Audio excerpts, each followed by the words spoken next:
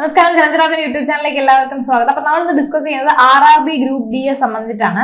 RRB group D apply ചെയ്യാനുള്ള time March 1 വരെ ആക്കിയിട്ടുണ്ട്. ഇന്ന് 27 നിങ്ങൾ ലാസ്റ്റ് ഡേറ്റിലേക്ക് ഇരിക്കേണ്ട. കഴിഞ്ഞ പ്രാവശ്യത്തെ ലാസ്റ്റ് ഡേറ്റിൽ നിങ്ങൾക്ക് ഒരുപാട് ബുദ്ധിമുട്ടുണ്ടായതുകൊണ്ടാണ് അവര് മാറ്റിയത്.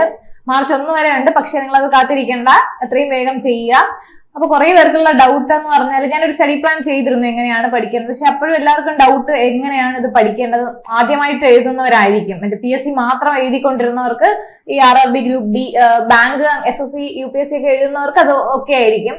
അല്ലാണ്ട് ആദ്യമായിട്ട് PSC മാത്രം എഴുതിയവർക്ക് എങ്ങനെയാണ് RRB ഗ്രൂപ്പ് ഡി എഴുതുന്നത് എന്നൊക്കെ ഒരുപാട് ഡൗട്ട് പറഞ്ഞു. എങ്ങനെയാണ് തുടക്കക്കാർക്ക് എങ്ങനെയാണ് പ്രിപ്പയർ ചെയ്യേണ്ടത്, കുറച്ച് ഡിഫറെന്റ് ആണല്ലോ PSCയിൽ നിന്ന്. സോ അതുകൊണ്ടാണ് ഇങ്ങനെ ഒരു വീഡിയോ ചെയ്യുന്നത്. അപ്പൊ നിങ്ങളുടെ ചാനൽ ഇതുവരെയും സബ്സ്ക്രൈബ് ചെയ്തിട്ടില്ലാത്തവരുടെ ചാനൽ കൂടെ ഒന്ന് സബ്സ്ക്രൈബ് ചെയ്യുക. അപ്പൊ നിങ്ങൾക്ക് അപ്പൊ നോട്ടിഫിക്കേഷൻ ഉണ്ട്, PSCയുടെ ആയാലും റെയിൽവേയുടെ ആയാലും അപ്പോൾ നോട്ടിഫിക്കേഷൻസ് കിട്ടും.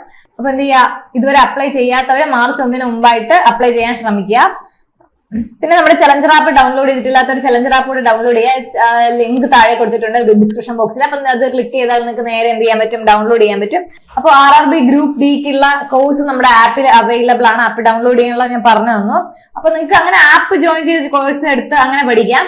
ഇല്ലാത്തവർക്ക് എന്ത് ചെയ്യും, എങ്ങനെയാണ് അല്ലാണ്ട് ഒറ്റയ്ക്ക് പഠിക്കുക എന്നുള്ളതാണ് നമ്മളിത് പറഞ്ഞു തരുന്നത്. ഞാനൊരു സ്റ്റഡി പ്ലാൻ നേരത്തെ പറഞ്ഞതുപോലെ നേരത്തെ ചെയ്തിരുന്നു. അപ്പൊ ഈ PSC പഠിക്കുന്നവർക്ക് എങ്ങനെ, ആദ്യമായിട്ടൊരു കമ്പ്യൂട്ടർ ബേസ്ഡ് എക്സാം എഴുതുന്നവരൊക്കെ എങ്ങനെ എഴുതും എന്നുള്ള ഡൗട്ട് ഉള്ളത് കൊണ്ടാണ് ഇത് പറയുന്നത് ഒന്നുകൂടെ. അപ്പൊ ഇത് പഴയ ഡേറ്റും ടൈമും ഒക്കെയാണ് കേട്ടോ. അപ്പം എന്ത് ചെയ്യാ, ഇപ്പൊ ഞാൻ പറഞ്ഞതുപോലെ എന്താണ്, മാർച്ച് 1 വരെ ആക്കിയിട്ടുണ്ട്. വേഗം അപ്ലൈ ചെയ്യുക. അത് കഴിഞ്ഞിട്ട് അതിന്റെ കറക്ഷൻ വിൻഡോയും ഓപ്പൺ ആവുന്നുണ്ട്. കഴിവതും അപ്ലൈ ചെയ്യുമ്പോൾ കറക്ഷൻ ഇല്ലാതെ അപ്ലൈ ചെയ്യാൻ ശ്രമിക്കുക. പിന്നെ നമ്മുടെ എക്സാം ഡേറ്റ്, RRB ഗ്രൂപ്പ് ഡിയുടെ എക്സാം ഡേറ്റ് വരുന്നത് നമ്മൾ എക്സ്പെക്ട് ചെയ്യുന്നത് എന്താണ്, ജൂൺ ജൂലൈ മാസങ്ങളിലാണ്. ഓക്കെ, ജൂൺ ജൂലൈ നമുക്ക് ഒരുപാട് സ്റ്റേജ് ആയിട്ടായിരിക്കും നടത്തുന്നത്. ഒരുപാട് സോൺ ഉണ്ട്. അപ്പൊ ഓരോ സോണിലും ഒരുപാട് ഡേയ്സിലായിരിക്കും നടത്തുന്നത്. ഓരോരുത്തർക്കും ഓരോ ദിവസമായിരിക്കും. ഓരോരുത്തർക്കും മീൻസ് ഓരോ സ്റ്റേജ് ആയിട്ട്, ചിലപ്പോൾ രാവിലെ എത്ര പേർക്ക്, അങ്ങനെ സ്ലോട്ട് ആയിട്ടാണ് നടത്തുക. ഒത്തിരി പേരുണ്ടാവും എഴുതാനായിട്ട്. സോ അതുകൊണ്ട് നമ്മൾ എക്സ്പെക്ട് ചെയ്യുന്നത് ജൂൺ ജൂലൈ മാസങ്ങളാണ്. നമ്മൾ ഇതിന്റെ സാലറിയും കാര്യങ്ങളും ഒക്കെ പറഞ്ഞിരുന്നു. എന്നാലും ബേസിക് സാലറി, അപ്പം ഇതിന്റെ ഏറ്റവും കുറഞ്ഞ ജോലി, ഗ്രൂപ്പ് ഡിയുടെ ജോലിയും കാര്യങ്ങളും ഞാൻ പറഞ്ഞിരുന്നല്ലോ. അപ്പൊ അതിൽ ഏറ്റവും കുറഞ്ഞ ജോലിക്ക് ബേസിക് പേ 18 ആണ്. 18 ബേസിക് പേ ആണെങ്കിലും നമ്മുടെ പ്ലസ് DAയും കാര്യങ്ങളും ഒക്കെ ചേർത്ത് ഒരു 25 അടുപ്പിച്ച് 25-28 അടുപ്പിച്ച് നമുക്ക് കയ്യിൽ കിട്ടും. ബേസിക് പേ 18 ഉള്ളവർക്ക്. അല്ലാതെ ഇത് വേരി ചെയ്യുന്നത് മൊത്തം എല്ലാ പോസ്റ്റിനും കൂടി നമുക്ക് ഏത് പോസ്റ്റാണ് കിട്ടുന്നതെന്ന് അറിയില്ല. അപ്പം ഒരു 18,000 to 56 വരെയൊക്കെയാണ് നമ്മുടെ ബേസിക് പേ വേരി ചെയ്യുന്നത്. അത് ഓരോ പോസ്റ്റിനനുസരിച്ചിരിക്കും, നമുക്ക് കിട്ടുന്ന പോസ്റ്റിനനുസരിച്ചൊക്കെ അത് വേരി ചെയ്യും. ഓക്കെ, പിന്നെ ഇപ്പൊ നമുക്ക് അറിയാം 7th പേ കമ്മീഷൻ വരുവാണ്. അപ്പൊ അതുമായിട്ട് ബന്ധപ്പെട്ട് എന്താണ് DAയും കാര്യങ്ങളൊക്കെ കൂട്ടിയിട്ടുണ്ട്. അപ്പൊ ഇതിന് വീണ്ടും വ്യത്യാസം വരും, ഇത് വീണ്ടും കൂടാൻ ചാൻസ് ഉണ്ട്. ഓക്കെ, അപ്പൊ ആദ്യമായിട്ട് നിങ്ങൾ മനസ്സിലാക്കേണ്ടത് ഇതിന്റെ സെലക്ഷൻ പ്രോസസ് എങ്ങനെയാണ്, RRB ഗ്രൂപ്പ് ഡിയുടെ സെലക്ഷൻ പ്രോസസ് എങ്ങനെയാണ് എന്ന് ആദ്യം നന്നായിട്ട് മനസ്സിലാക്കുക കേട്ടോ. ആദ്യമായിട്ട് എഴുതുന്നവർക്കാണ് കേട്ടോ, ആദ്യമായിട്ട് എഴുതുന്നവർക്ക് ഇത് എങ്ങനെയാണ് സെലക്ഷൻ പ്രോസസ് എന്നറിയില്ല. ഇത് കമ്പ്യൂട്ടർ ബേസ്ഡ് ടെസ്റ്റ് ആണ്. ഓക്കെ ആണ്. അപ്പൊ നമുക്കൊരു ഓൺലൈനായിട്ട് നമ്മൾ ചെന്നിരുന്നത് കമ്പ്യൂട്ടറിന്റെ ഫ്രണ്ടിലാണ് നമ്മൾ ഇത് എക്സാം എഴുതേണ്ടത്, RRB ഗ്രൂപ്പ് ഡി. അപ്പൊ ഇപ്പൊ 3 സ്റ്റേജുകളായിട്ടാണ് നമുക്ക് ഈ എക്സാം നടത്തുന്നത്. ഒന്നാമത്തെ സ്റ്റേജ് കമ്പ്യൂട്ടർ ബേസ്ഡ് ടെസ്റ്റ് ആണ്. അതായത് നമ്മുടെ സാധാരണ നമ്മൾ PSC ഒക്കെ എഴുതുന്നത് ഒബ്ജക്റ്റ് തരത്തില്ലേ, അതുപോലെ 4 ക്വസ്റ്റ്യൻ 4 ഓപ്ഷൻ ഒക്കെ വെച്ചിട്ട് അത് നമ്മൾ ചെയ്യുന്നത് ഓൺലൈൻ ആയിട്ടാണ് ചെയ്യുന്നത്. അത്രേ ഉള്ളൂ കേട്ടോ. അങ്ങനെയുള്ള സെന്ററുകളിലായിരിക്കും നമ്മുടെ എക്സാംസ് നടത്തുക. ഒന്നാമത്തെ സ്റ്റേജ് എന്ന് പറയുന്നത് കമ്പ്യൂട്ടർ ബേസ്ഡ് ടെസ്റ്റ് ആണ്. അപ്പൊ അതിന്റെ സിലബസും കാര്യങ്ങളും ഞാൻ പറഞ്ഞു എന്തൊക്കെയാണ് ഇത് ചോദിക്കുക. 100 മാർക്കിനാണ് ചോദിക്കുക കേട്ടോ. അപ്പം 100 മാർക്കിനുള്ള ഒരു ക്വസ്റ്റ്യൻ ആയിരിക്കും. അത് നിങ്ങൾ ആദ്യം അത് കഴിയും. അത് കഴിഞ്ഞിട്ട് നിങ്ങളുടെ ഫിസിക്കൽ എഫിഷ്യൻസി ടെസ്റ്റ് ഉണ്ട്. നിങ്ങളുടെ അപ്ലൈ ചെയ്ത പോസ്റ്റിനൊക്കെ അനുസരിച്ച് ഒരു ഫിസിക്കൽ എഫിഷ്യൻസി ടെസ്റ്റ് കാണും. ഓരോ ടെസ്റ്റിനും അത് വേരി ചെയ്തുകൊണ്ടിരിക്കും. എന്താണ് ഫിസിക്കൽ ടെസ്റ്റ്, നമ്മുടെ പോലീസിനൊക്കെ ചെയ്യത്തില്ലേ, അതുപോലെ ഫിസിക്കൽ ടെസ്റ്റ് ഉണ്ട്. അത് കഴിഞ്ഞിട്ട് ഒരു മെഡിക്കൽ ടെസ്റ്റും ഡോക്യുമെന്റ് വെരിഫിക്കേഷൻ ഉണ്ട്. അപ്പൊ ഞാൻ പറഞ്ഞിട്ട് മെഡിക്കൽ സ്റ്റാൻഡേർഡ്സ് നോക്കിയിട്ട് വേണം അപ്ലൈ ചെയ്യാനും എന്നൊക്കെ പറഞ്ഞിരുന്നു. അപ്പൊ നിങ്ങൾ അതിന്റെ മെഡിക്കൽ സ്റ്റാൻഡേർഡ്സ്, എല്ലാവർക്കും എല്ലാം അപ്ലൈ ചെയ്യാൻ പറ്റത്തില്ല. നമ്മുടെ ഐയുടെ കാഴ്ചയുടെ ഒക്കെ വെച്ചിട്ടാണ് നമ്മൾ അപ്ലൈ ചെയ്യുന്നത്. അപ്പൊ അതുമായിട്ട് ശരിയാണോ എന്നൊക്കെ നോക്കണമല്ലോ. അവർക്ക് അതിന് വേണ്ടിയിട്ട് ഒരു മെഡിക്കൽ ടെസ്റ്റ് പ്ലസ് എന്തുണ്ട്, ഒരു ഡോക്യുമെന്റ് വെരിഫിക്കേഷൻ, നമ്മുടെ ഡോക്യുമെന്റ് ഒക്കെ വെരിഫിക്കേഷൻ ചെയ്യുന്നുണ്ട്. കമ്പ്യൂട്ടർ ബേസ്ഡ് ടെസ്റ്റ് അത്യാവശ്യം പഠിക്കുന്നവർക്ക് എളുപ്പം തന്നെയാണ്. എന്താണ് അതിന്റെ സിലബസ് എങ്ങനെയാണ് ചോദിക്കുന്നത് ഞാൻ വിശദമായിട്ട് പറഞ്ഞുതരാം. അത് കിട്ടിക്കഴിഞ്ഞാൽ ഫിസിക്കൽ എഫിഷ്യൻസി ടെസ്റ്റും കുറച്ച് എളുപ്പമാണ് കേട്ടോ. പിന്നെ മെഡിക്കൽ ടെസ്റ്റ്, അത് എളുപ്പമാണോ എന്ന് ചോദിച്ചാൽ എന്ത് ചെയ്യുക, അത് നിങ്ങളുടെ കണ്ടീഷൻ അനുസരിച്ചിരിക്കും. നമ്മൾ കൊടുക്കുന്ന കാര്യങ്ങൾ മെഡിക്കൽ സ്റ്റാൻഡേർഡ്സ് കറക്റ്റ് ആയിട്ട് തന്നെ കൊടുത്തിരിക്കണം. പിന്നെ നമ്മുടെ ഡോക്യുമെന്റ് വെരിഫിക്കേഷൻ, നിങ്ങൾ ഓരോ എന്താണ് EWS അല്ലെങ്കിൽ ഓരോന്നിന്റെ കാറ്റഗറിക്കൊക്കെ ഓരോ സർട്ടിഫിക്കറ്റുകൾ അതെല്ലാം ഒന്ന് വെരിഫൈ ചെയ്യും. ഇതാണ് ഇതിന്റെ സെലക്ട്.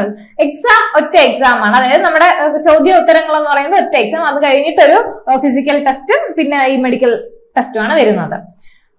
അപ്പൊ ഈ ഫസ്റ്റ് ഒരു ടെസ്റ്റ് ഉണ്ടല്ലോ, ആ ടെസ്റ്റിന് എന്തൊക്കെയാണ് ഉള്ളതെന്ന് പറയാം. ഒന്നാമതായിട്ട് വരുന്നത് ജനറൽ ഇന്റലിജൻസ് ആൻഡ് റീസണിങ് ആണ്. അതായത് നമ്മുടെ ഇപ്പൊ PSCയിലാണെങ്കിൽ മാത്സ് ആൻഡ് മെന്റൽ എബിലിറ്റി എന്ന് പറയില്ലേ, അതിനേക്കാളും കുറച്ചുകൂടി സ്റ്റാൻഡേർഡ് ഉള്ള ക്വസ്റ്റ്യൻസ് ആണ് ചോദിക്കുക. ജനറൽ ഇന്റലിജൻസ് ആൻഡ് റീസണിങ് ആണ്. അത് എത്രയാ നോക്കിയേ, 30 മാർക്കാണ്, 30 ക്വസ്റ്റ്യനുമാണ്. ഓക്കെ, മൊത്തം 90 മിനിറ്റ് ആണ് ഇതിന്റെ ഡ്യൂറേഷൻ വരുന്നത്. മൊത്തം ക്വസ്റ്റ്യൻ 100 ആണ്, മാർക്കും 100 തന്നെയാണ്. അതിൽ 30 എന്താണ് വരുന്നത്, റീസണിങ് മെന്റൽ എബിലിറ്റി. നമ്മുടെ PSCയിൽ ചോദിക്കുന്നതിനേക്കാളും കുറച്ചുകൂടി സ്റ്റാൻഡേർഡ് കൂടിയ ക്വസ്റ്റ്യൻസ് ആണ് ചോദിക്കുന്നത്. ഏറ്റവും കൂടുതലും എന്ത് തന്നെയാണ്, 30ഓളം ക്വസ്റ്റ്യൻസ് ഉണ്ട് അല്ലെ.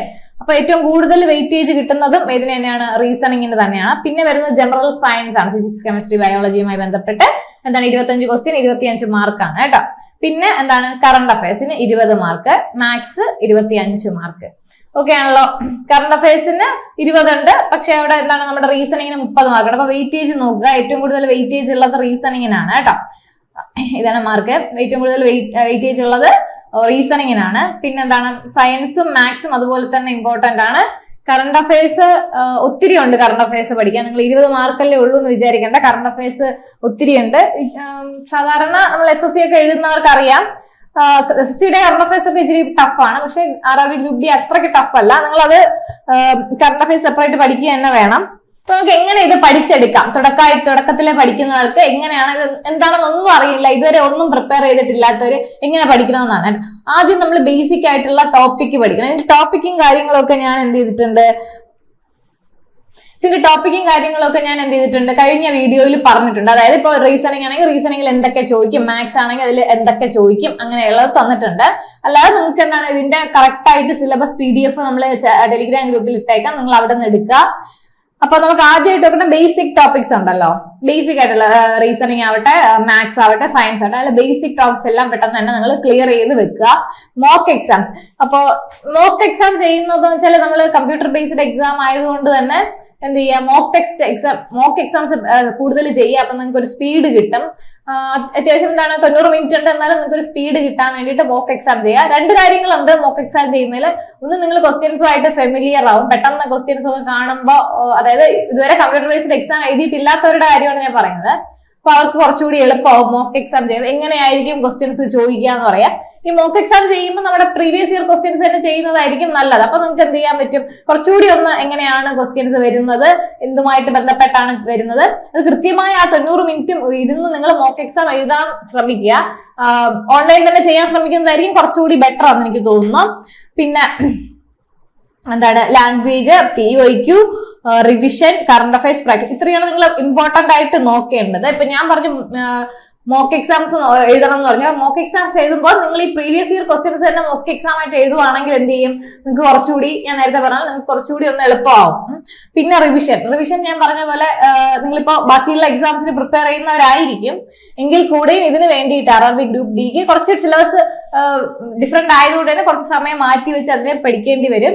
അതെല്ലാം എന്ത് ചെയ്യുക, റിവിഷൻ ചെയ്ത് തന്നെ പോവുക. ഇപ്പം PSC ആവട്ടെ, ഏത് എക്സാം ആയാലും, ഇപ്പൊ SSC ആവട്ടെ, UPSC ആവട്ടെ, RRB ആയാലും PSC ആയാലും എന്ത് എക്സാം ആയാലും റിവിഷൻ ചെയ്യാതെ പോയിട്ട് യാതൊരു കാര്യമില്ല. സോ നിങ്ങൾ പഠിക്കുന്നത് എന്ത് ചെയ്യുക, റിവിഷൻ ചെയ്ത് തന്നെ പോവുക. പിന്നെ ഉള്ളത് കറണ്ട് അഫയേഴ്സ് ആണ്.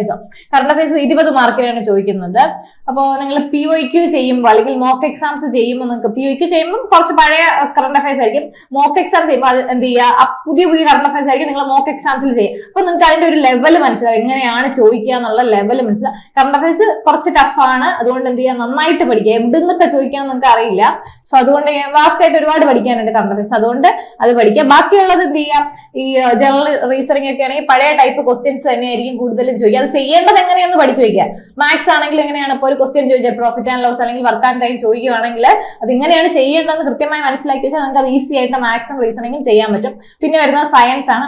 സയൻസ് ഒരുവിധം PYQ ക്വസ്റ്റ്യൻസ് ഒക്കെ നോക്കിയാൽ തന്നെ നിങ്ങൾക്ക് എന്ത് ചെയ്യാൻ കിട്ടും. പിന്നെ വരുന്ന കറണ്ട് അഫയേഴ്സ്, അത് നിങ്ങൾ എന്ത് ചെയ്യുക, കുറച്ച് അധ്വാനിച്ച് പഠിക്കുക തന്നെ വേണം, പ്രാക്ടീസ് ചെയ്യുക. ഈ റീസണിങ്ങും മാത്സും നന്നായിട്ട് പ്രാക്ടീസ് ചെയ്യണം. കാരണം ഈ 90 മിനിറ്റ് വരുന്നത് കൊണ്ട് എന്ത് ചെയ്യാം, നിങ്ങൾക്ക് ആ ഒരു സമയത്തിനുള്ളിൽ തീർക്കണം എന്നുള്ളത് കൊണ്ട് എന്ത് ചെയ്യാം, നന്നായിട്ട് പ്രാക്ടീസ് ചെയ്യാൻ മാത്രമേ പെട്ടെന്ന് എഴുതാൻ പറ്റത്തുള്ളൂ കേട്ടോ. അപ്പൊ നിങ്ങൾ വേറെ ഒന്നും നോക്കണ്ട, മോക്ക് എക്സാം നോക്കുക. ഈ സിലബസ് എന്താണെന്ന് മനസ്സിലാക്കി വെക്കുക, പിന്നെ മോക്ക് എക്സാം ചെയ്യുക. Mock exam previous year question വെച്ച് ചെയ്യാൻ ശ്രമിക്കുക, അല്ലാണ്ട് കറണ്ട് അഫയേഴ്സ് ഒക്കെ വരുമ്പോൾ പുതിയ ക്വസ്റ്റ്യൻസ് വെച്ച് ചെയ്യാൻ ശ്രമിക്കുക. റിവിഷൻ ചെയ്യാൻ ശ്രമിക്കുക. ഈ മാത്സും റീസണിങ് എന്ത് ചെയ്യുക, കഴിയുന്നത്ര പ്രാക്ടീസ് ചെയ്യാൻ ശ്രമിക്കുക, കഴിയുന്നത്ര ഡെയിലി പ്രാക്ടീസ് ചെയ്യാൻ ശ്രമിക്കുക കേട്ടോ. അപ്പം ഇത് RRB ഗ്രൂപ്പ് ഡി എന്ന് പറയുന്നത് ഒത്തിരി ആൾക്കാർ അപേക്ഷിക്കുന്നത് കൊണ്ടാണ് ഈ കട്ട് ഓഫ് കൂടാനും കാരണം. അപ്പൊ ഒത്തിരി ആൾക്കാർ പരിശ്രമിക്കുന്ന ഒരു ജോലിയാണ് RRB ഗ്രൂപ്പ് ഡി എന്ന് പറയുന്നത്. സോ അതുകൊണ്ട് ഇന്ന് തന്നെ എന്ത് ചെയ്യാം, നിങ്ങൾ ക്വസ്റ്റ്യൻ കാണാൻ മനസ്സിലാവും, അത്ര പാടുള്ള ക്വസ്റ്റ്യൻസ് ഒന്നുമല്ല. പക്ഷെ ഈ കോമ്പറ്റീഷൻ കാരണമാണ് കട്ട് ഓഫ് കൂടുന്നതും കിട്ടാനുള്ള ഒരു ബുദ്ധിമുട്ട് വരുന്നതും. അല്ലാതെ ക്വസ്റ്റ്യൻ ഒക്കെ എളുപ്പം തന്നെയാണ്. അപ്പൊ നിങ്ങൾ നന്നായിട്ട് പ്രാക്ടീസ് ചെയ്താൽ നന്നായി എളുപ്പം നിങ്ങൾക്ക് കിട്ടാൻ പറ്റും. ഇതിന്റെ ജോബ് പ്രൊഫൈലും നിങ്ങൾ എങ്ങനെ അപ്ലൈ ചെയ്യണം അതിന്റെ കാര്യങ്ങളൊക്കെ ഞാൻ പറഞ്ഞിട്ടുണ്ട് നേരത്തെ തന്നെ.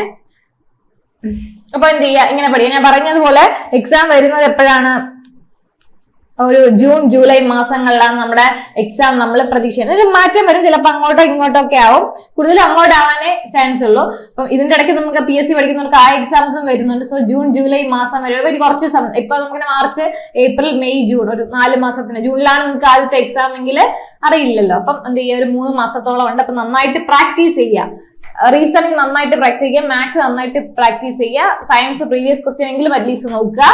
പിന്നെ ഒരുപാട് മോക്ക് എക്സാംസ് ചെയ്യുമ്പോൾ തന്നെ നിങ്ങൾക്ക് ഒരുവിധം നിങ്ങൾ ട്രാക്കിലായിക്കോളും. അപ്പൊ നന്നായിട്ട് പഠിക്കുക.